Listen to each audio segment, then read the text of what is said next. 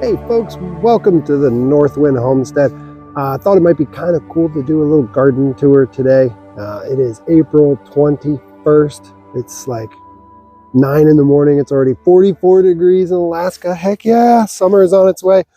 The funny thing about Alaska, every year I get excited about summer and spring coming, and there's so much hope for the new summer. You know, are we going to have a nice warm one? Hopefully it won't rain too much. And then the actual summer comes and it's usually garbage. But anyway, full of hope right now, and it's super awesome.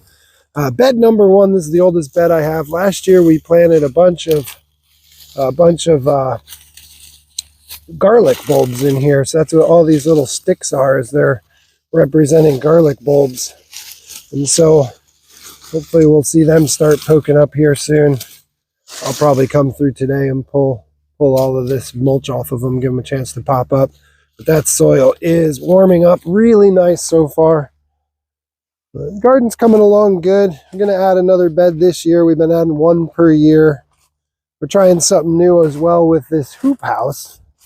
Not quite sure how the wind is going to hold up against this, but I do have it set up so it hinges open, but I need to switch that. I need to put the hinges on this side because the new bed is going to go in here and it's going to be setting right about here, and I'm not sure if that's going to be too close to pull out, but we'll figure that out here pretty soon. Yeah, I'm going to move out some grass here, and I'll throw that new bed in, and then there'll be one more there'll be one more long one out here eventually, and then finish the other side to match, and that'll be it for the garden. And of course we got to run the fence line along the other side here, a little bit at a time. Wood ain't cheap, and so it's going to take a bit to get her done. But this will all be rock coming down through here, and then this we're going to leave in ground, maybe potatoes or something like that. I don't think I'm going to do any more raised beds beyond just what I've got in there. Running a 4-bin compost pile, and that it's been working out pretty well for us so far.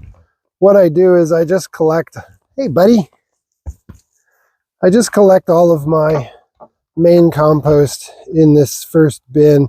I had to put these slats on, one so I could get it higher, and two to keep Knucklehead out of it. He just loves getting in here and eating everything that's in it. A lot of what this is it's a rabbit litter. And so, ooh, look at that steaming. Holy cow, that's got some good heat in it already. It's rabbit litter, and surprisingly a lot of tea from our local kombucha, 203 Kombucha in Palmer. And that's what mainly goes in here. And boys, it does get nice and hot. I'll move that into this bin, and this is where I'm going to aerate it. So I don't touch this all year. I just let it gather. The funny thing is, like, by winter, a couple weeks ago, this thing was like almost full up to the top.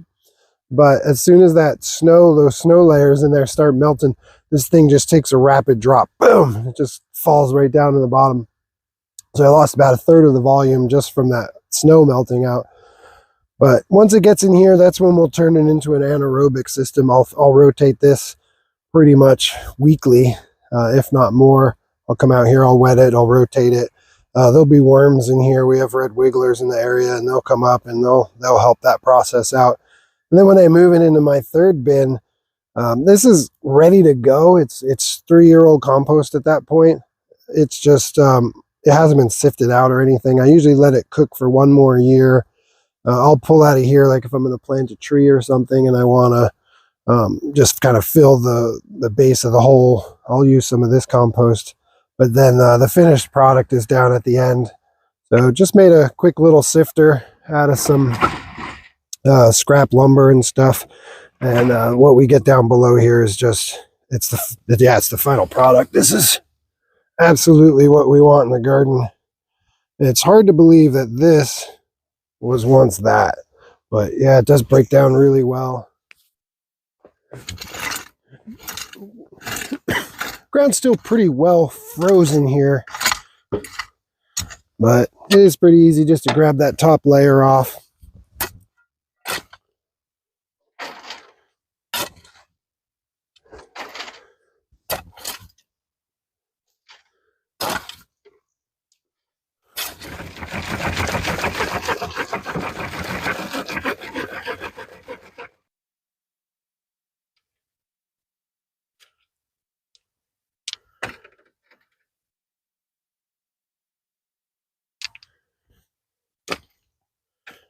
and big clods of uncomposted stuff. That just goes back in bin number 1.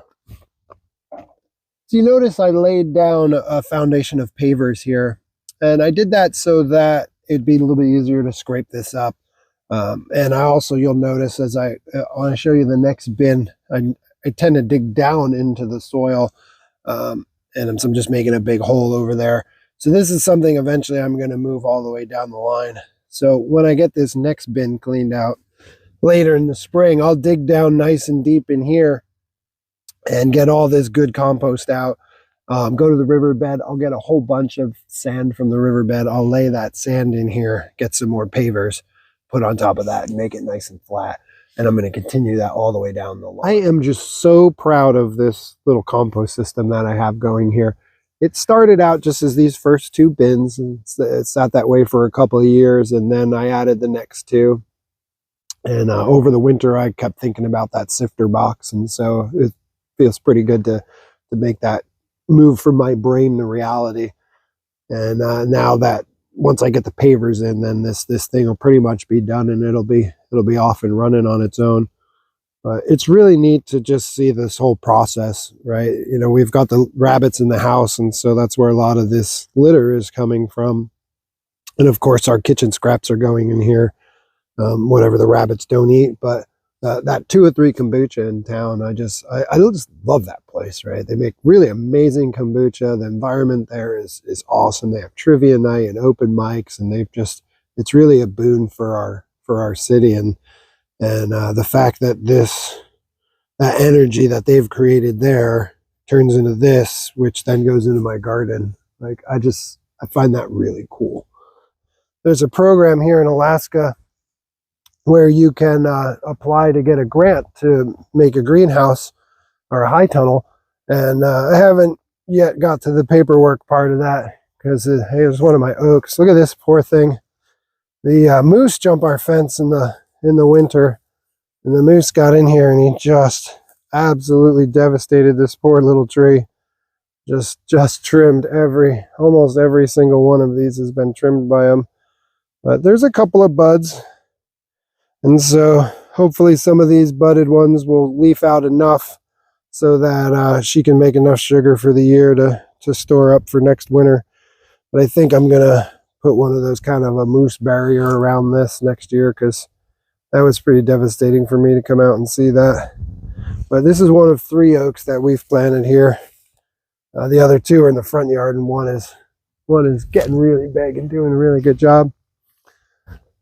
But this is where I want to put the high tunnel if I ever do get around to the funding. These 4 orange stakes are the corners, and so it'll set right in here. I thought with the wood thicket it would give it a little bit of wind protection, but part of the stipulation for that grant is the land has to be in production.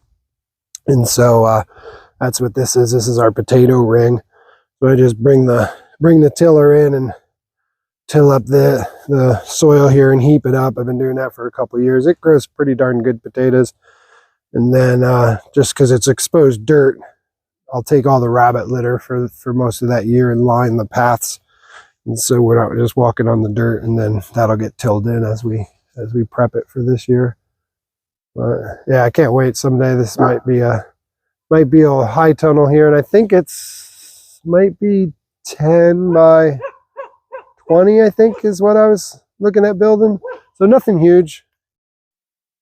It's a fun little thing. It's my garden. It's my happy place. I get to hang out with Lacey out here. Lacey, you gonna get a new dress this year? She's been with us for quite a while, this little girl. Don't quite know what's gonna happen when the fence line moves down here. Lacey may have to find a new home, but we'll find her a good spot. Yeah, I love this time of year. As I said earlier, there's a lot of hope for what the summer is going to be. It's going to be nice and warm. It's going to, going to get some decent amount of rain, but not too much. And, it could be anything at this point. But anyway, good stuff. Kind of nice to sit out here sometimes. Well, Thanks for stopping by. I gotta go work on some chores.